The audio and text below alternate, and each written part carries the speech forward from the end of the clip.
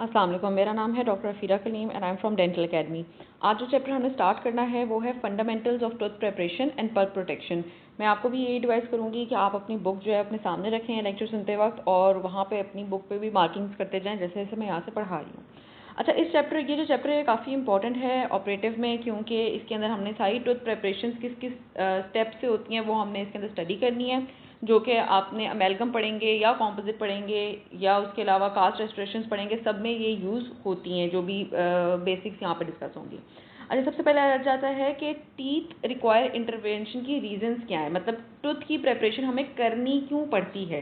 ठीक है, कहते हैं अगर तो कोई केरियस लीजन है जो कि प्रोग्रेस हो गया हुआ है, जिसकी वजह से टूथ का स्ट्रक्चर लॉस हो गया हुआ है, तो हमें टूथ को प्रिपेयर करना पड़ता है, यानी कि टूथ की जहाँ पे भी केरीज होंगी उनको रिमूव करेंगे ताकि उनके ऊपर फिलिंग डाल सकें। उसके अलावा कहते हैं अगर कहीं पे टूथ का फ्रैक्चर है जिसकी वजह से टूथ की फॉर्म एंड फंक्शन जो है वो कॉम्प्रोमाइज़ हो रही है, तो भी हमें टूथ को प्रिपेयर करना होगा उसकी रेस्टोरेशन के लिए।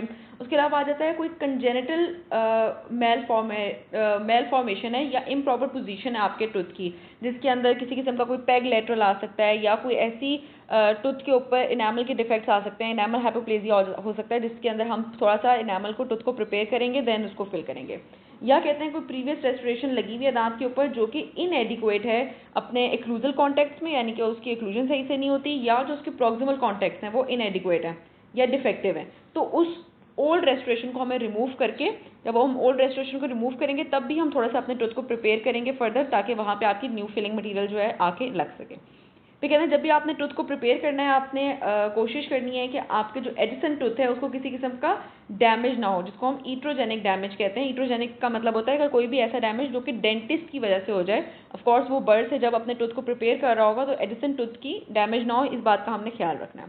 अच्छा, नेक्स्ट फिर कैविटी को डिफाइन करते हैं। कैविटी क्या होता है, कहते हैं कैविटी जो है अगर कोई केरियस लीजन हो आपके टूथ के ऊपर और वो केरियस लीजन जो है वो इतना प्रोग्रेस कर जाए कि आपकी टूथ की सरफेस को वो ब्रीच कर दे, यानी कि टूथ की सरफेस के अंदर एक होल क्रिएट कर दे, तो उस होल को, उस ब्रीच इन सरफेस इंटेग्रिटी को हम कैविटी का टर्म देते हैं। ठीक है, अब कहते हैं कि जब हमने उस सारी कैविटी को रिमूव करना होता है और टूथ की हेल्दी सरफेस को एक्सपोज कराना होता है जिसके ऊपर हम अपनी फिलिंग डालेंगे, तो इसको हम कटिंग ऑफ प्रेपरेशन जो हमारी होती है रिमेनिंग टूथ स्ट्रक्चर की, उसको हम कैविटी प्रेपरेशन कहते हैं। ठीक है, अब कहते हैं कि अब ये जो कैविटी प्रिपरेशन की टर्म है ये अब वैसे यूज़ नहीं हो रही होती, अब सिंपली टूथ प्रिपरेशन की टर्म यूज़ हो रही होती है, क्योंकि ज़रूरी नहीं है, अभी हमने पीछे पढ़ा है कि ज़रूरी नहीं है कि हमेशा कोई केरीज की वजह से ही आपको टूथ को प्रिपेयर करना पड़ रहा हो। किसी किस्म की कोई मेल फॉर्मेशन थी या कोई फ्रैक्चर था, उसमें भी आपको अपने टूथ को प्रिपेयर करना होता है बिफोर प्लेसिंग अ रेस्टोरेटिव मटीरियल, यानी कि बिफोर प्लेसिंग अमेलगम या कोई भी आपने कॉम्पोजिट लगाना है या कास्ट रेस्टोरेशन या जीआईसी लगानी है। अच्छा, इसके बाद आ जाती है टूथ प्रिपरेशन की डेफिनेशन और उसके फाउंडेशनल कॉन्सेप्ट। अभी डेफिनेशन इंपॉर्टेंट है, आपसे यूक्यूज में पूछ सकते हैं, क्वेश्चन में पूछ सकते हैं। क्या होती है टूथ प्रिपरेशन, कहते हैं टूथ प्रिपरेशन जो है it is defined as mechanical alteration. ठीक है, मैकेनिकली आप ऑल्टर कर रहे हैं अपने टूथ के डिफेक्टिव, इंजर्ड या डिजीज टूथ पार्ट को। ठीक है, क्यों कर रहे हैं, such that the placement of restorative material, कोई भी रेस्टोरेटिव मटीरियल जैसे कि अमेलगम, कॉम्पोजिट या कास्ट या जीआईसी, सच दैट कि वो जो रेस्टोरेटिव मटीरियल है it reestablishes the normal form and function of the tooth. ठीक है, ताकि जब आप न्यू अपना डालेंगे मटीरियल वो अपनी टूथ की नॉर्मल फॉर्म एंड फंक्शन को दोबारा से री एस्टैब्लिश करा देगी, including the aesthetic correction where indicated. जहाँ जहाँ एस्थेटिक्स रिक्वायर्ड होंगी वहाँ वहाँ उसको एस्थेटिकली वो अपने दांत को दोबारा से री एस्टैब्लिश करवा लेगी। तो ये हो गई इसकी डेफिनेशन। अच्छा, नेक्स्ट हमारे पास आ जाते हैं objectives of tooth preparation. Objectives of tooth preparation क्या होता है, यानी कि जब आपने टूथ प्रिपरेशन करनी है तो उसके अंदर आपने किन बातों का ख्याल रखना है। ठीक है, तो ये से हमारे ऑब्जेक्टिव्स होंगे। फर्स्ट ऑफ ऑल तो कहते हैं conserve as much healthy tooth as possible, यानी कि जो आपने रिमूवल करना है टूथ का ड्यूरिंग प्रिपरेशन वो आपने सिर्फ उसके डिफेक्टिव पार्ट्स को ही रिमूव करना है, यानी कि केरियस को, मेल फॉर्म या कोई भी डिफेक्ट होगा उसको आपने रिमूव करना है, बाकी हेल्दी टिश्यू को, हेल्दी टूथ को आपने कंजर्व करके रखना है। नेक्स्ट में आता है रिमूव ऑल डिफेक्ट्स, यानी कि जितने भी डिफेक्ट होंगे, जहाँ जहाँ तक केरीज होगी, जहाँ जहाँ तक आपकी फ्रैक्चर लाइन होगी, आपने उस सब एरिया को रिमूव करना है। प्लस आपने अपने पल्प डेंटिन कॉम्प्लेक्स की प्रोटेक्शन भी करनी है, यानी कि अगर आपका ज़्यादा डेंटिन रिमूव हो रहा है क्योंकि ज़्यादा केरीज थी, तो अल्टीमेटली आपने पल्प के ऊपर एक प्रोटेक्शन प्लेस करनी होगी, जो कि अभी हम नीचे जाके पढ़ेंगे। उसके अलावा कहते हैं form the tooth preparation under the force, अच्छा इस तरह की टूथ प्रिपरेशन बनाएं जो कि under the forces of mastication जो है वो आपके टूथ भी और आपकी जो रेस्टोरेशन है दोनों के दोनों फ्रैक्चर ना हो, प्लस जो आपकी रेस्टोरेशन है वो डिस्प्लेस ना हो। तो ये काफ़ी एक इम्पॉर्टेंट ये वाला ऑब्जेक्टिव है जिसका हम अपनी रेजिस्टेंस फॉर्म और रिटेंशन फॉर्म में अभी नीचे जाके डिटेल पढ़ेंगे। यानी कि हर टूथ प्रिपरेशन ऐसी होनी चाहिए कि जब उसके ऊपर फ्यूचर में फोर्सेज ऑफ मेस्टिकेशन पड़ेंगी तो ना तो टूथ फ्रैक्चर हो, ना ही रेस्टोरेशन फ्रैक्चर हो, और ना ही आपकी जो रेस्टोरेशन है वो डिस्प्लेस हो जाए। और लास्ट में जो इसका ऑब्जेक्टिव आ जाता है वो ये आ जाता है कि जो भी आपने अपनी प्लेसमेंट करनी है अपनी फ्यूचर में किसी रेस्टोरेशन की, वो एस्थेटिकली प्लेस होनी चाहिए। ठीक है, तो वो कब एस्थेटिकली प्लेसमेंट होगी अपनी रेस्टोरेशन की, जब आप उसको प्रिपेयर एस्थेटिकली करेंगे तो ही वो उसकी एस्थेटिकली प्लेसमेंट आएगी। तो ये आ गए हमारे पास 4 ऑब्जेक्टिव जो कि आपने अपनी डेफिनेशन के साथ याद करने, क्योंकि इनके ऊपर क्वेश्चन आ सकता है। इसके बाद आ जाता है हमारे पास की प्रिंसिपल्स फॉर टूथ प्रिपरेशन। जो की प्रिंसिपल्स होते हैं टूथ प्रिपरेशन के वो आ जाते हैं, कहते हैं जब भी आपने टूथ प्रिपेयर करना है तो आपने 2 फैक्टर्स को इन कंसिडरेशन रखना है। ठीक है, क्या है, एक है आपका नेचर ऑफ द टूथ और दूसरा है nature of the material. Nature of the tooth में कहते हैं हमें पता है कि आपका जो स्ट्रक्चर ऑफ द टूथ होता है इसके अंदर सबसे पहले इनेमल होता है, फिर डेंटिन होता है एंड देन पल्प होता है। और उसके अलावा इन दोनों के दरमियान में क्या होगा, डेंटिनो एनामल के दरमियान में डेंटिनो एनामल जंक्शन होगा।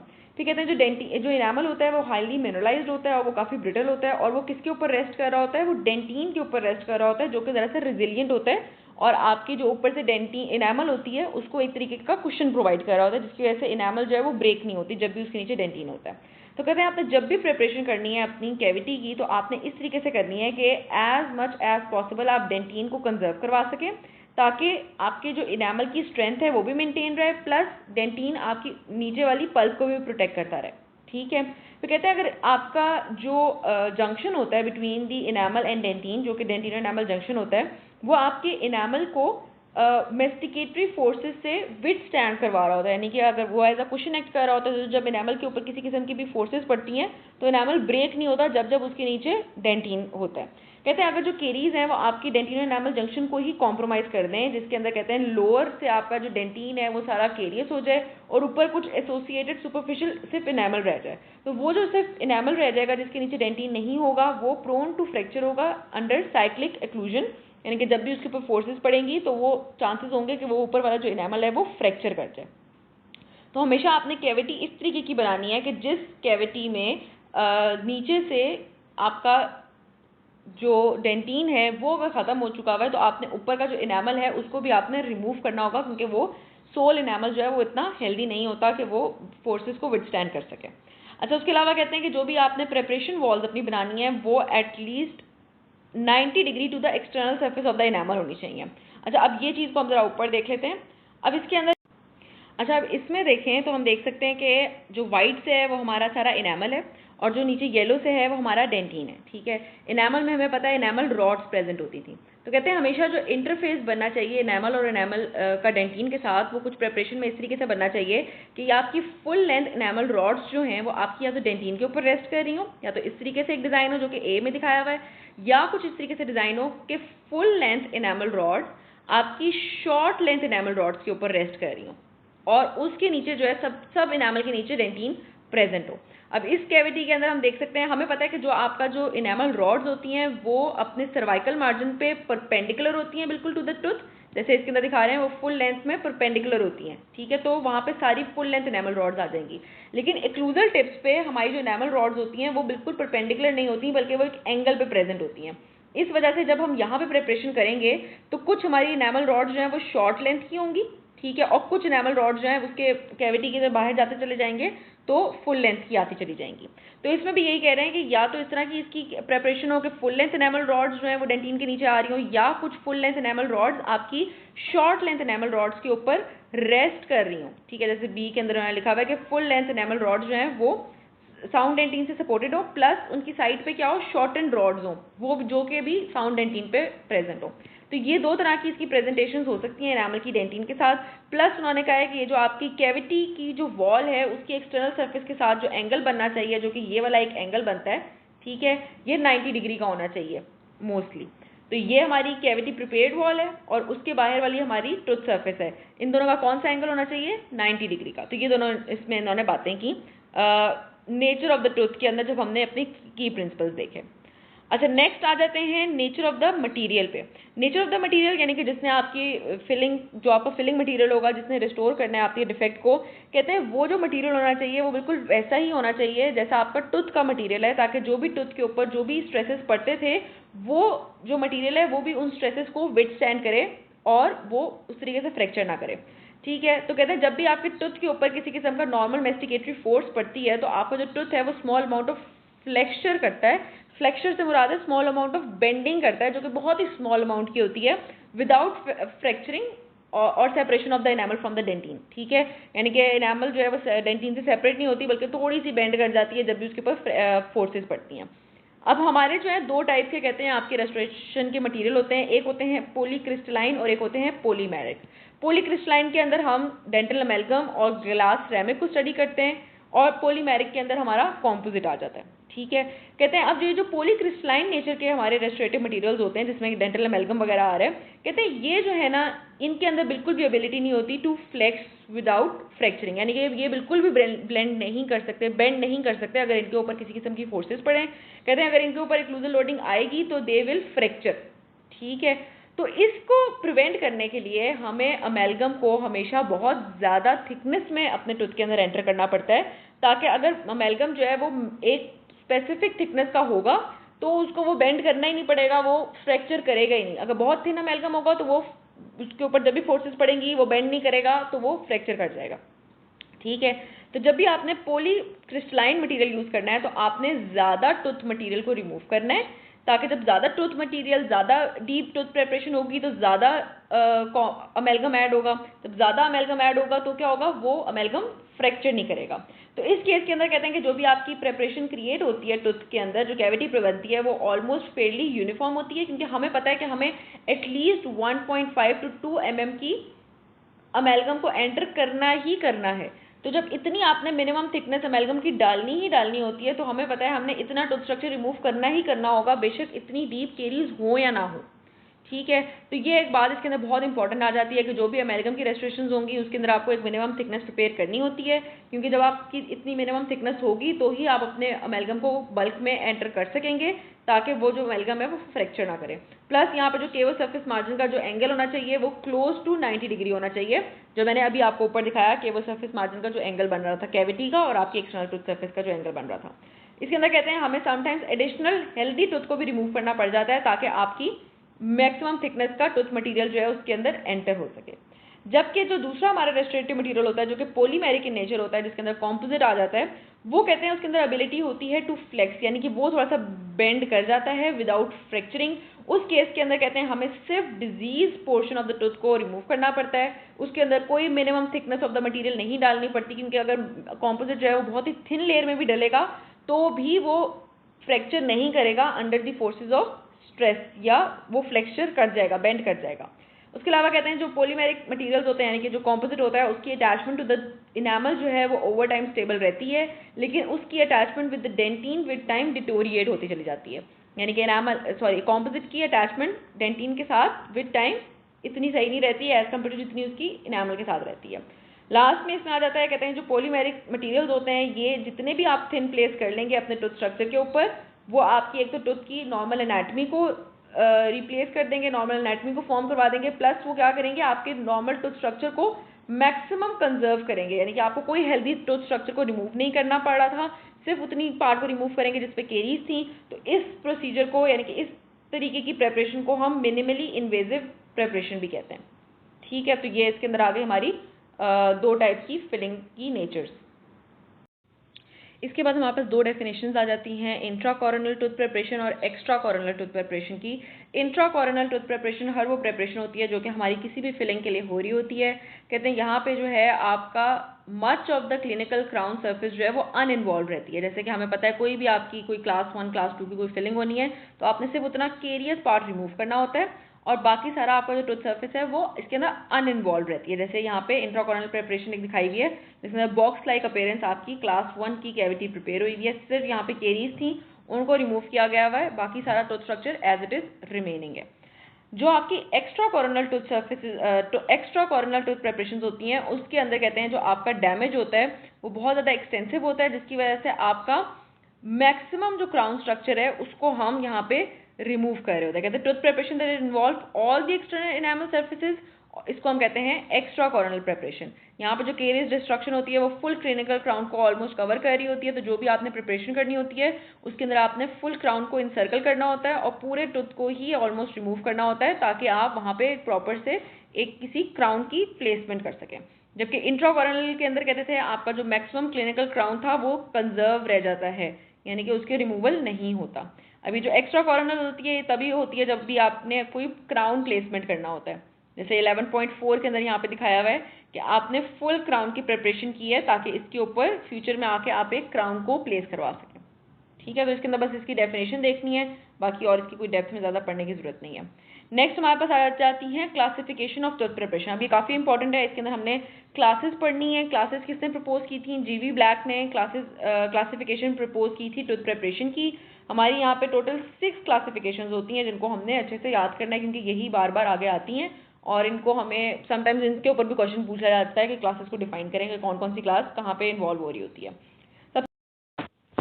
सबसे पहले हमारे पास आ जाती है क्लास 1 प्रिपरेशन। क्लास 1 जो है जहाँ पे भी पिट्स एंड फिशर प्रेजेंट होंगी वहाँ पे हमारी क्लास 1 आ जाएगी। पिट्स एंड फिशर कहाँ कहाँ प्रेजेंट होती हैं? या तो वो पोस्टीरियर्स की एक्लूजल सर्फेसिस पे प्रेजेंट हो सकती हैं या समटाइम्स आपकी जो मोलर्स होते हैं उसके occlusal 2/3 of the facial and the lingual surfaces पे प्रेजेंट होती हैं, यानी कि फेशियल एंड लिंगुअल साइड पे भी उनकी एक्लूजल सर्फेसिस के करीब आपकी मोलर्स में पिट्स एंड फिशर प्रेजेंट हो सकती हैं। मोस्टली पिट्स प्रेजेंट होती हैं। उसके अलावा जो आपके मैक्सिलरी इंसाइजर्स होते हैं उनकी लिंगुअल सर्फेसिस पे भी लिंगुअल पिट्स जो है वो प्रेजेंट हो सकती हैं। तो जहाँ जहाँ पिट्स एंड फिशर्स हैं वहाँ वहाँ क्लास 1 प्रिपरेशन आ जाएगी। क्लास 2 प्रिपरेशन जो है वो आपकी पोस्टीरियर टीथ की प्रॉक्सिमल सर्फेसिस को इन्वॉल्व कर रही होती है। क्लास 3 प्रिपरेशन जो है वो आपके proximal surfaces of interior teeth को इन्वॉल्व कर रही होती है, लेकिन इसमें इस बात का ध्यान रखना है कि ये जो है आपकी इंसाइजल एजेस को इन्वॉल्व नहीं करती क्लास 3 जो है। जबकि क्लास 4 जो हो जाएगी हमारी वो भी आपकी proximal surfaces of the interior teeth को ही इन्वॉल्व कर रही होती है, लेकिन इसके अंदर आपके इंसाइजल एजेस जो हैं वो भी इंक्लूडेड होते हैं, इसके अंदर आपके इंसाइजल एजेस जो हैं वो भी इन्वॉल्व हो जाएंगे इंटीरियर्स के। उसके बाद आ जाती है क्लास 5। क्लास 5 जो है वो आपके फेशियल या लिंगुअल साइड पे जब भी किसी जिंजाइवल थर्ड एरिया में कोई फिलिंग होनी होगी तो वो हमारी क्लास 5 की आ जाएगी। ये पोस्टीरियर्स में भी हो सकती है और इंटीरियर्स में भी हो सकती है और फेशियल साइड पे भी हो सकती है और लिंगुअल साइड पे भी हो सकती है। लास्ट में आती है क्लास 6। क्लास 6 प्रिपरेशन जो है वो आपकी कोई पे भी कोई केरीज या डिफेक्ट अगर आपके इंटीरियर्स में इंसाइजल एजेस पे सोलली प्रेजेंट हो, कोई प्रॉक्सिमल सर्फेस ना इन्वॉल्व हुई भी हो, और पोस्टीरियर्स में सिर्फ एक्लूजल टिप्स पे प्रेजेंट हो, कोई और फॉसा या कोई ग्रूव ना इन्वॉल्व हुआ हो, तो उसको हम क्लास 6 के अंदर स्टडी करते हैं या वहाँ पे हम क्लास 6 प्रिपरेशन बनाते हैं। फिर आती हैं टूथ प्रिपरेशन के अंदर कुछ टर्मिनोलॉजीज जो हमने यूज़ करनी होती हैं। टूथ प्रिपरेशन जो है वो सिंपल, कंपाउंड या कॉम्प्लेक्स हो सकती है। सिंपल वो प्रिपरेशन होगी जिसके अंदर सिर्फ एक सर्फेस इन्वॉल्व हो रही होगी, फॉर एग्जांपल सिर्फ अगर एक्लूजल सर्फेस इन्वॉल्व हो रही है जिसको आपने प्रिपेयर करना है। कंपाउंड होगी जिसके अंदर 2 सर्फेसेज इन्वॉल्व हो रही होंगी, जिसके अंदर एक्लूजो प्रॉक्सिमल कोई सर्फेस अगर इन्वॉल्व हो रही है, फॉर एग्जाम्पल अगर मीजियल सर्फेस इन्वॉल्व है तो एक्लूजो मीजियल सर्फेस आपकी इन्वॉल्व हो जाएगी। जबकि हमारी जो कॉम्प्लेक्स प्रिपरेशन होती है वो कौन सी होती है? जिसके अंदर आपकी 2 से ज़्यादा मतलब 3 या 3 से ज़्यादा सर्फेसेज इन्वॉल्व हो रही हो, जिसके अंदर जिसको हम किस तरीके से टर्म कर सकते हैं, कोई डिस्टो एक्लूजो मीजियल। ठीक है, सारी अगर 3 सर्फेसेज इन्वॉल्व हो रही हैं या 3 से कुछ ज़्यादा सर्फेसेज इन्वॉल्व हो रही हैं तो हमारी कॉम्प्लेक्स प्रिपरेशन हो जाएगी। इनको नेम किस तरीके से करना होता है, कहते हैं जो भी आपकी सर्फेस होगी उसके अंदर जो उसका AL का जो सिफिक्स है, जैसे एक्लूजल है तो उसका आपने AL हटा के आपने O लगा देना है, तो आपकी उस सर्फेस का प्रिपरेशन का नाम बन जाएगा, फॉर एग्जाम्पल एक्लूजो डिस्टल या एक्लूजो मीजियल, जैसे मैं भी बता रही हूँ। ठीक है, तो ये इसकी बात हो गई। नेक्स्ट आती है टूथ प्रिपरेशन वॉल्स। कौन कौन सी वॉल्स होती है हमारी प्रिपरेशन के अंदर, ये भी इंपॉर्टेंट है टू स्टडी, और इसके ऊपर तो क्वेश्चन आ जाता होता है कि वो आपको वॉल्स लिखने का नाम दे देते होते हैं। तो हमें पता है हमारी जो भी प्रिपरेशन बनेगी उसके अंदर कुछ इंटरनल वॉल्स होंगी, कुछ एक्सटर्नल वॉल्स होंगी। इंटरनल वॉल्स वो होंगी जो आके आपकी एक्सटर्नल टूथ सर्फेस तक एक्सटेंड नहीं करती होती। इंटरनल वॉल्स सिर्फ 2 ही होती हैं, या तो एक्सियल वॉल होगी या पल्पल वॉल होगी। ठीक है, ये आपकी एक्सटर्नल टूथ सर्फेस तक एक्सटेंड नहीं करती होती। पल्पल वॉल जो है वो आपकी ये वाली वॉल होगी जो कि perpendicular to the long axis of the tooth होती है। ठीक है, जो बिल्कुल बेस पे होगी, इसको हम पल्पल फ्लोर भी समटाइम कह रहे होते हैं, जो कि आपकी long axis of the tooth के परपेंडिकुलरली प्रेजेंट होती है।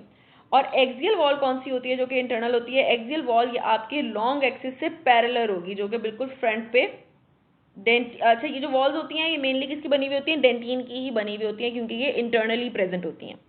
ठीक है। तो इंटरनल वॉल्स हमारे पास दो हो गई, एक हो गई हमारे पास एक्सियल जो कि parallel to the long axis of the tooth है, और एक हो गई पल्पल, पल्पल फ्लोट भी जिसको कह रहे हैं, जो कि perpendicular to the long axis of the tooth है। ये पहली वाली एक्सियल एंड देन पल्पल।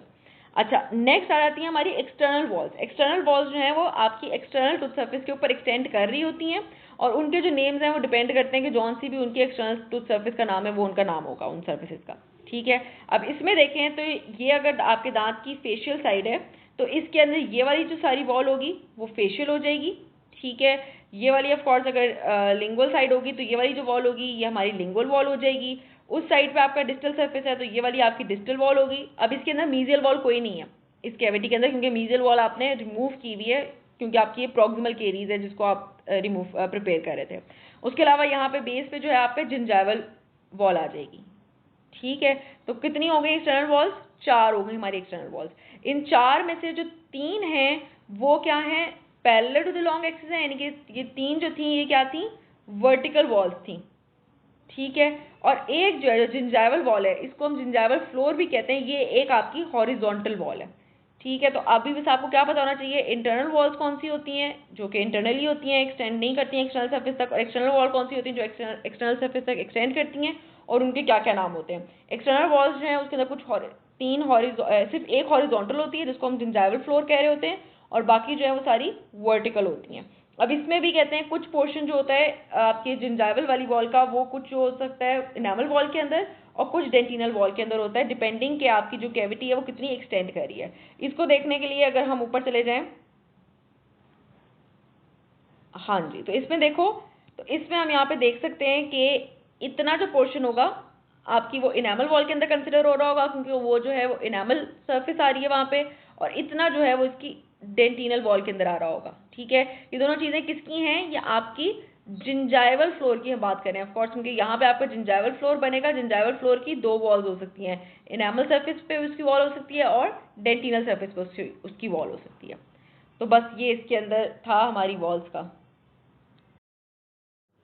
इसके बाद आते हैं प्रेपरेशन एंगल्स। प्रेपरेशन एंगल्स जो हैं वो कहते हैं जहाँ पे भी आपकी 2 या मोर प्रिपेयर्ड सर्फेसिस का जंक्शन होगा उस पॉइंट को हम एंगल कहते हैं। अभी जो एंगल्स होने चाहिए आपके टूथ प्रिपरेशन के अंदर ये स्मूथ एंड राउंडेड होने चाहिए। अब एंगल्स भी 2 टाइप के होते हैं, या तो वो लाइन एंगल होता है। लाइन एंगल हर वो पॉइंट है जहाँ पे आपकी 2 प्लेन सर्फेसिस जो हैं आपकी प्रिपरेशन की वो मीट कर रही होंगी।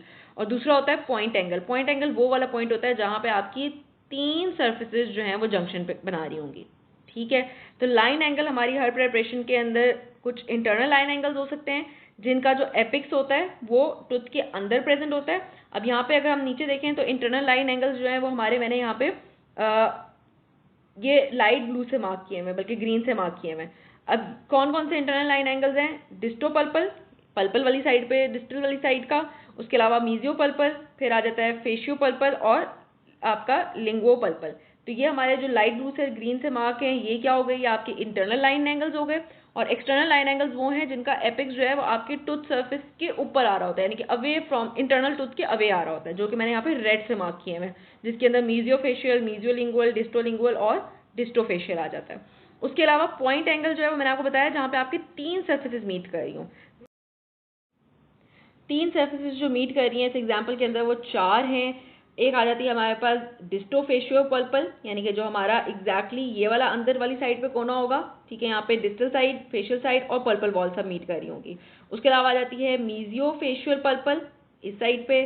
फिर इस दूसरी तरफ आ जाए तो हमारे पास आ जाएगी मीजियोफेशियल लिंगुअल, और इस तरफ आ जाएंगे तो आ जाएगी हमारे पास डिस्टोलिंगुअल पल्पल। ठीक है। तो पल्पल, मीजियल, डिस्टल ये सारी जब 3 सर्फेसिस हमारी मीट कर रही हैं एक किसी पॉइंट पे, तो वो हमारी क्या बन रहा है? हमारा पॉइंट एंगल बन रहा है।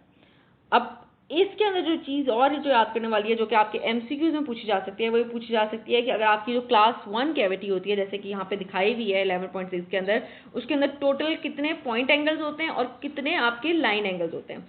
तो नंबर ऑफ पॉइंट एंगल्स इसके अंदर 8 होते हैं, sorry number of point angles इसके अंदर 4 होते हैं, और नंबर ऑफ लाइन एंगल्स इसके अंदर क्लास 1 के अंदर 8 होते हैं। ठीक है। तो ये बात आपने अच्छे से याद करनी है। इसके अंदर क्लास 2 में कितने होते हैं? क्लास 2 का अगर हमने देखी जाए जिसके अंदर आपकी सिर्फ एक प्रॉक्सिमल सर्फेस इन्वॉल्व हो रही है, तो उसके अंदर आपके लाइन एंगल्स 11 होते हैं और पॉइंट एंगल्स 6 होते हैं। ठीक है। ये चीज़ इसके अंदर आप अच्छे से याद कर लें। बाकी कौन कौन से होते हैं क्लास 2 के अंदर वो वैसे ही है जैसे अभी हमने पिछले वालों के नाम पढ़े। तो 11 और 6 क्लास 2 में हैं और 8 और 4 आपकी क्लास 1 के अंदर है। अच्छा, बाकी अब हम इसके अंदर नेक्स्ट चलते हैं। अब हमारे पास आ जाती हैं टूथ प्रिपरेशन की स्टेजेस एंड स्टेप्स। अब या तो आपसे किसी एक स्टेज की डिटेल के बारे में पूछा जा सकता है या आपसे वैसे ही पूछा जा सकता है कि टूथ प्रिपरेशन की सारी स्टेजेस और स्टेप्स के जो है नेम्स बताएं। तो ये आपने बड़े अच्छे से इसके अंदर याद करने हैं। हम सबसे पहले देख लेते हैं कि हमारी जो टूथ प्रिपरेशन की स्टेजेस हैं वो 2 में डिवाइड हुई हुई होती हैं, जिसके अंदर फर्दर 4 स्टेप्स होते हैं। ठीक है, पहली जो है आपकी इनिशियल टूथ स्टेज है, जिसके अंदर आपने initial depth and outline form करनी है अपनी कैविटी की। उसके बाद उसके अंदर रेजिस्टेंस फॉर्म डेवलप करानी है और रिटेंशन फॉर्म डेवलप करानी है स्टेप 3 के अंदर। फिर स्टेप 4 के अंदर आपने कन्वेंस फॉर्म डेवलप करवानी है। अब इन सब की जो डिटेल है वो भी हम नीचे जाके देखेंगे। फाइनल टूथ प्रिपरेशन के अंदर आपने जितना भी डिफेक्टिव पार्ट रह गया हुआ होता है आपने उसका रिमूवल करवाना होता है स्टेप 5 में। फिर आपने पल्प प्रोटेक्शन करनी है, अगर बहुत ज़्यादा आपकी जो प्रेपरेशन है वो पल्प के करीब चली गई हुई है, डेंटिन ज़्यादा रिमूव हो गया हुआ है।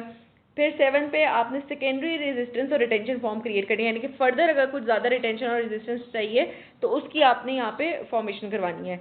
लास्ट में 8 में आपने जाके एक्सटर्नल वॉल की फिनिशिंग करानी है और स्टेप 9 पे आपकी फाइनल प्रोसीजर आ जाएगा, जिसके अंदर आपने अपनी सारी कैविटी की प्रेपरेशन की, डिब्राइडमेंट और उसकी इंस्पेक्शन करनी होगी कि कोई और नीड्स वगैरह तो नहीं है।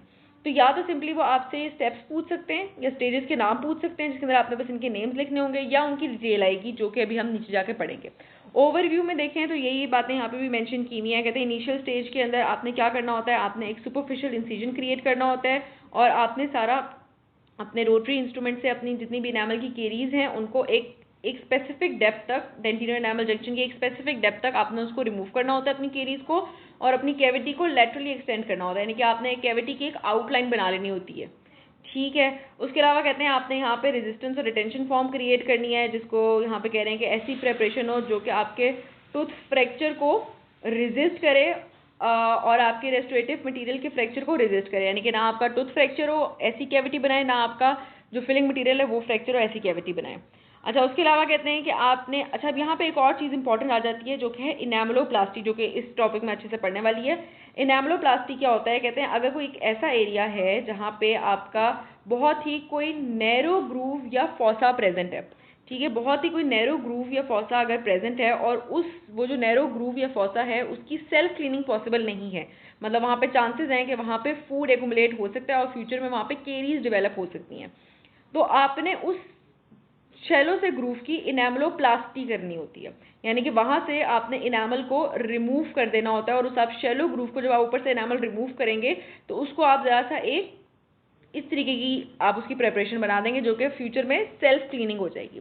फर्दर यहाँ पे कहते हैं कि जितना इससे क्या होता है इनेमलोप्लास्टी से, कि ये तब भी किया जा सकता है जब आपका कोई इस तरह के जो ग्रूव है उसके अंदर केरियस लेजन है और वो जो केरियस लेजन है वो इनेमल की डेप्थ में सिर्फ थोड़ा सा इन्वॉल्व हुआ है, यानी कि इनेमल की लेस देन, आप फर्स्ट करते हैं कि ये इनेमल है यहाँ तक और इसके नीचे जो है हमारा डेंटिन स्टार्ट हो रहा है, इनेमल की थिकनेस में कहते हैं अगर वो सिर्फ 1/3 इन्वॉल्व है आपका कोई केरियस लेजन, यानी कि बिल्कुल ही इनेमल में सुपरफिशियली पड़ा हुआ है, तो उस इनेमल को भी हम रिमूव जब करते हैं तो उस प्रोसीजर को भी हम इनेमलोप्लास्टी कहते हैं, क्योंकि इस केस के अंदर जब आप बिल्कुल ऊपर से सुपरफिशियली इनेमल रिमूव करेंगे तो इस केस के अंदर आप क्या करते हैं, आप फर्दर कोई रेस्टोरेटिव मटेरियल ऐड नहीं करते, सिर्फ आपने इनेमल को रिमूव करना होता है। ठीक है, तो कहते हैं यहाँ पे जो है ये आपका सिर्फ प्रेपरेटरी स्टेज होता है, इसकी कोई रेस्टोरेटिव स्टेज नहीं होती, यानी कि आपने फ्यूचर में कोई फिलिंग नहीं करनी होती, सिर्फ आपने रिमूवल ही करवाना होता है। इसके अलावा कहते हैं अगर कोई आपकी इनेमल सरफेस इस तरीके की है या कोई ऐसा ग्रूव इस तरीके का है जिसके अंदर more than 1/3 of the thickness of the enamel है जो इन्वॉल्व हो गई हुई है, तो उस केस में इनेमलोप्लास्टी नहीं होगी, बल्कि उस केस में जो आपकी जो भी आप प्रेपरेशन अपनी बना रहे हैं अपनी टूथ की, आपने अपने उस ग्रूव को उस प्रेपरेशन के अंदर ही इंक्लूड कर लेना है और फिर फ्यूचर में उसके अंदर आप फिलिंग भी ऐड करेंगे। ठीक है, रेस्टोरेटिव मटेरियल भी आप ऐड करेंगे, जबकि इनेमलोप्लास्टी जो थी वो तब हो रही थी जब आपका less than 1/3 of the tooth involve हुआ, sorry less than 1/3 of the thickness of the enamel involve हुई हुई थी और उसके अंदर आपने कोई भी रेस्टोरेटिव मटेरियल प्लेस नहीं करना होता था। तो इसके अंदर आपने इनेमलोप्लास्टी की डेफिनेशन याद करनी है कि इनेमलोप्लास्टी क्या होता है, सिंपली नैरो ग्रूव्स की या नैरो फॉसास की इनेमल को रिमूवल को हम कहते हैं।